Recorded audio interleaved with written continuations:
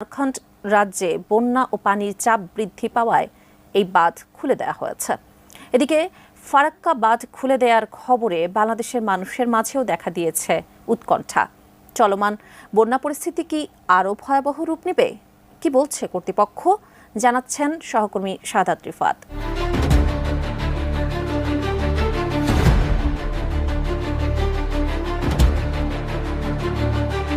ভারতের উজান থেকে নেমে আসা পানি ও টানা বৃষ্টির কারণে স্মরণকালের সবচেয়ে ভয়াবহ বন্যা দেখছে বাংলাদেশ।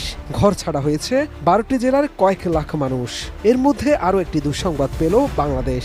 এবার ফারাক্কা বাঁধের 109টি দরজা খুলে দিয়েছে ভারত।